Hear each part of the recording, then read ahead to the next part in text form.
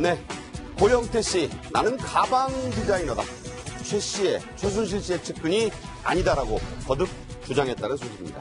네, 고영태 씨, 상품권 봉투는 받았지만, 하지만 나는 열어보지도 않고 그대로 최순실 씨에게 전달을 했다. 지금 이렇게 주장을 하고 있습니다. 자, 백 팀장님. 네.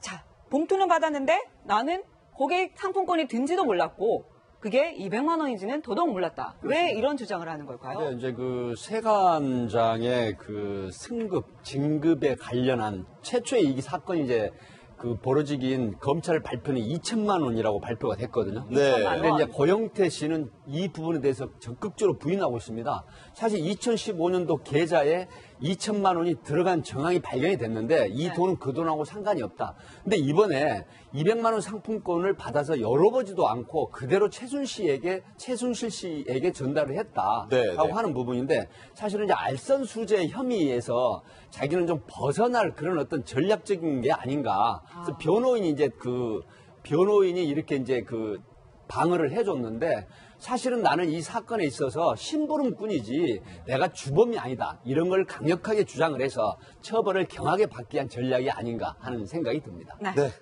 자, 첫 재판에 나온 고영태 씨 하이라이트는 인정신문 때 직업이 뭡니까? 이렇게 물어보니까 나는 가방 디자이너다.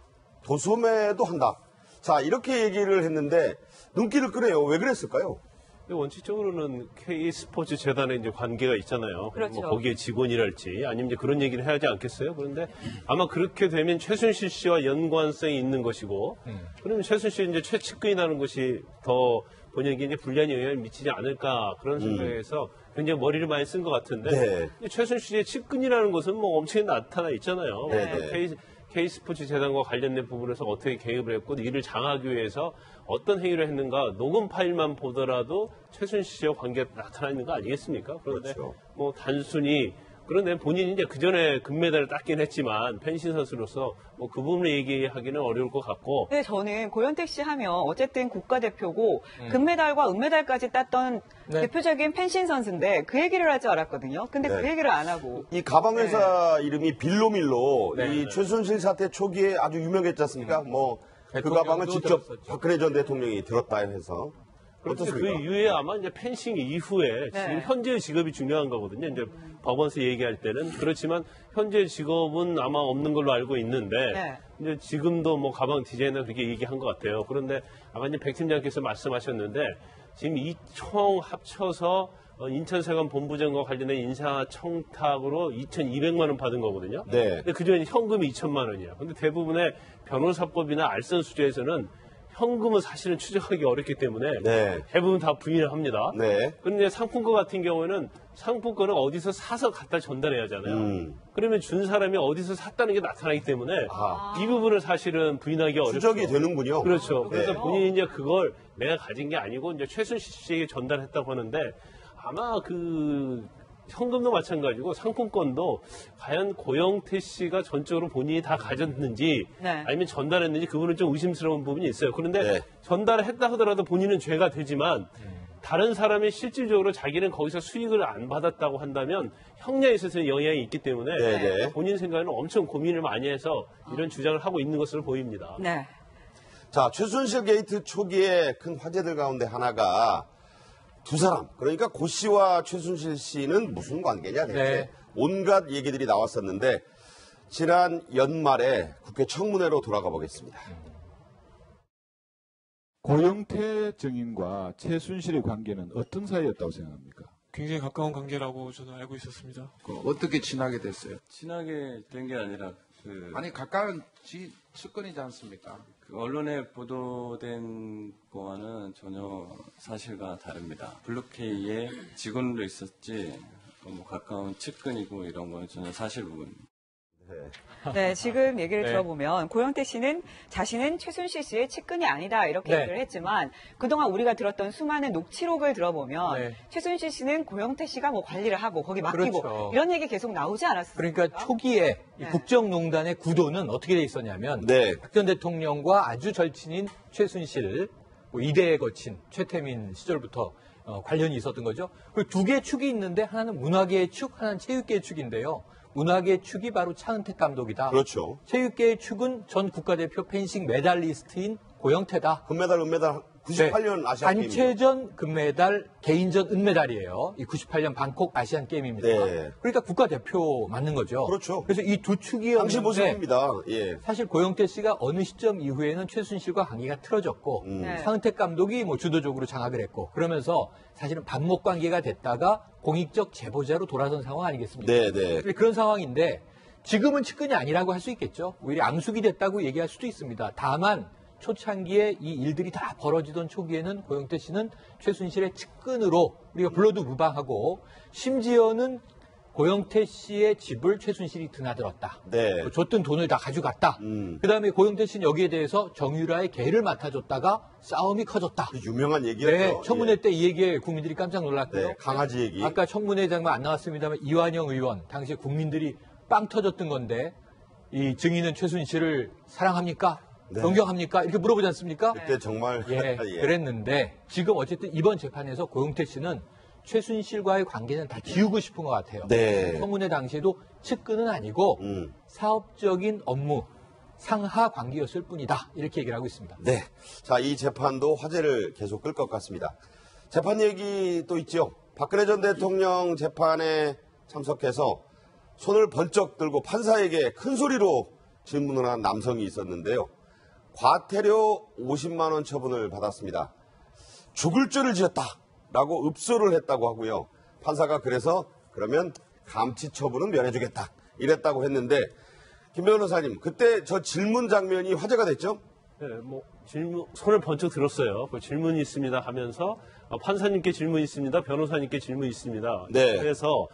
그래서 이제 그때 이제 판사님이 지금 국정농단과 재판에서 계속 박근혜 전 대통령의 지지자들이 법정에서 계속 소란을 피워서 지금 문제가 되고 있지 않습니까? 네. 그리고 우병우 전 수석의 재판에 있어서도 증인실망하고 있는데 코웃음 막 치다가 그 여성 방청객이 과태료 50만 원 취한 처벌을 받은 사실이 있어요. 그런데 이제 그걸 다 알고 있음에도 불구하고 판사님 질문 있습니다, 변호사님 질문 있습니다 하면서 큰 소리로 소란을 피웠기 때문에 이제 감치 명령을 한 거죠. 그런데 감치 명령 하니까 이 사람이 되려 아니 국민이 질문이 궁금해서 질문했는데 그런 사람을 감치합니까? 궁금합니까? 오히려 막 반문하면서 소란을 피운 거죠.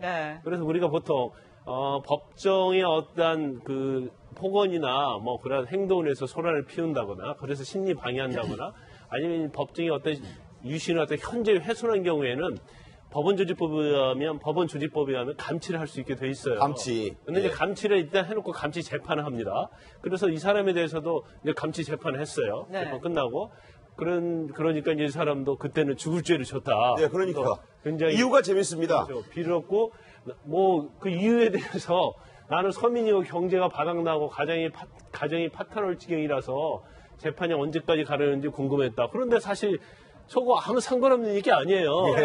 그런데 일반적으로 감치를 하기 전까지는요, 막 소란도 피우고 그래요. 그런데 일단 판사가 굉장히 소송 주의권을 활용해서 감치를 하겠다고 하잖아요. 그럼 전부 다 꼬리를 내립니다. 그리고 죽을 죄를 졌다고 얘기를 다 해요. 그래서 결국 그래도 너무 정도가 심하면 20일 이내에 감치를 하는 사람이 있고 또 뭐 정말 사정하고 빌고 그러면은 뭐 반성마냥 하면 100만 원 이하의 과태료를 처하게 돼 있거든요. 그래서 이번에는 이제 50만 원 과태료를 처한 거죠. 많이 깎아준 셈이 되는 건가요? 네, 박근혜 전 대통령의 이런 재판에서 유난히 이런 소란이 많은 것 같습니다. 자, 열성 지지자들 때문인데 도대체 어떤 얘기를 하는지 한번 들어보시죠. 대통령을 구속해놓고 말도 안 되는 거 가지고 재판을 하는데 이게 말이 되는 거냐. 살인범도 아니고 엉터리로 말도 안 되는 대통령이 나와가지고 이 모양이고 이게 말이 되는 나라예요 우리나라가 지금? 말도 안 되는 거를 엮어가지고 뭐 변명이니 이쪽에서는 그렇게 얘기해 말이 안 되지. 대통령께서는 그 살아오신 가정이 정직하고 깨끗하게 살아왔는데 왜 이렇게 조작돼 있나, 뭘 그렇게 잘못했나. 저희들은 이제 그런 거죠. 저희들도 네. 재판정 소란이 계속 화제가 되고 있는데 이게 박 전 대통령 재판에 어떤 영향을 미칠지도 궁금한데요. 자, 오늘 오후 2시부터는 대구에서 박근혜 전 대통령의 무죄 석방을 촉구하는 거리 행진이 벌어진다고 하는데 자, 이 행진을 조직한 단체 또 참여 인물들이 화제예요. 대한애국당 이런 이름이에요. 대한애국당. 네네. 그러니까 이게 자, 새누리당이 전에 있었는데 지금은 제1야당 자유한국당으로 바뀌지 않았습니까? 네. 근데 새누리당이라는 당명을 그대로 쓰는 또 새로운 당이 생겼었죠. 그 조원진 의원이 네. 대선 후보로까지 나왔었지 않습니까? 그렇죠. 그런데 이제 그 안에서도 또 이제 문제가 생겼던 것 같습니다. 지금 이제 대한애국당이라는 일단은 명칭은 이 정당의 명칭이에요. 네. 그런데 여기 또 조원진 의원이 가세에 있어요. 네. 그래서 이번에 결국 우리가 보수의 본산 또 이 박근혜 대통령, 전 대통령을 지지하던 핵심 세력들이 지지층이 있었던 곳 바로 그 대구에서 또 다시 한번 아까 우리가 잠깐 들었습니다만 지금도 지지하는 분들은 박 전 대통령이 오래전부터 기획된 음모에 빠져서 조작된 혐의로 지금 재판을 받고 있다. 청와대에 있을 때 억울하다. 정규제 TV와의 그 인터뷰에서 또는 신년 기자들을 급하게 소집해서 얘기했던 것과 같은 맥락이죠. 오래전부터 네. 조직된 기획된. 네. 그래서 그 맥락으로 똑같은 것으로 박 전 대통령은 무고하다. 이런 일종의 박 전 대통령에 대한 지지 행사가 대구를 중심으로 이제 벌어질 조짐이 보이고 있네요. 네, 오늘 최고 기온이 33도까지 올라간다는데 대구 하면도 더위로 유명한 데인데요. 자, 이 행진의 모습이 어떨지도 궁금합니다.